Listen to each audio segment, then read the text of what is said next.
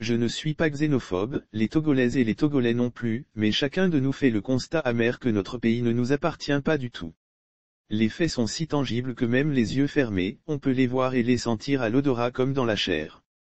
Qu'il me soit permis de dire au prime abord, que le développement d'un pays participe d'une conjugaison des efforts de sa population et des apports extérieurs. Ceci, pour lever l'équivoque des déductions hâtives, tendancieuses et inutiles. Nul n'ignore que dans notre pays, il est difficile, voire dangereux de se prononcer sur la gestion des affaires nationales, encore moins sur la gouvernance qu'en font les autorités togolaises. Oui, le Togo n'appartient vraiment pas aux Togolais, tant dans la forme que dans le fond. Dans la forme, notre pays n'a été lui-même que de 1958 à 1963. Les maîtres autoproclamés ont pris le dessus après l'assassinat de Sylvanus Olympio, premier président de notre pays, le 13 janvier 1963. Le premier des maîtres, la France, nous a enlevé la pierre angulaire de notre indépendance, notre monnaie en construction. Et, à partir de cet instant, notre pays a perdu son âme. Toute notre pensée, notre agir et nos projections sont téléguidées d'ailleurs pour des fins qui ne sont pas les nôtres. Sur le fond, la situation est apocalyptique puisque plus rien ne nous appartient désormais. Nos mines, nos régies financières, nos terres, nos eaux, nos forêts sont régentées d'une manière ou l'autre par des mains étrangères qui sont peu enclines à notre devenir et à notre bien-être. Pour illustration, il y a, à peine 2 mois, la société Amina, qui fabrique industriellement des mèches de cheveux, a, au mépris des textes et lois sur le travail, mis sur le carreau, près de 4000 travailleurs sans aucune réaction énergique du ministère en charge du secteur. Pire, nous n'avons rien vu de la part, ni du chef du gouvernement, ni du chef de l'État. La trouvaille, c'est une lettre de demande de pardon que chaque agent licencié abusivement devait adresser aux responsables de Amina, preuve que le Togolais est à la merci de ceux à qui il a gracieusement offert hospitalité. Un autre fait non moins marquant, le grand marché d'Adaplato à Lomé incendié en 2013 pour mettre en difficulté des opposants au régime, n'appartient plus aux Togolais. Il suffit d'y faire un tour pour constater qu'un très grand nombre de boutiques, sinon, la presque totalité est détenue par des étrangers.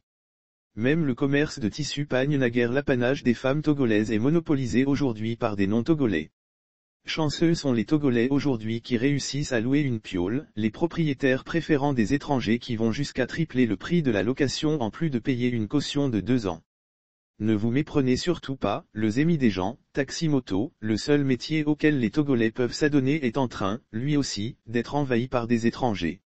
Au finish, tout nous échappe à un rythme effarant, les télécoms, les phosphates, les marbres, le clinker, les ciments, tout, même nos terres agricoles, tout nous file entre les doigts. Allez y savoir pourquoi les tomates en boîte importées contiennent un fort taux en teneur de plomb. C'est dire qu'on laisse n'importe qui amener n'importe quoi sur le marché togolais, les commerçants togolais n'étant plus à la pointe de l'importation.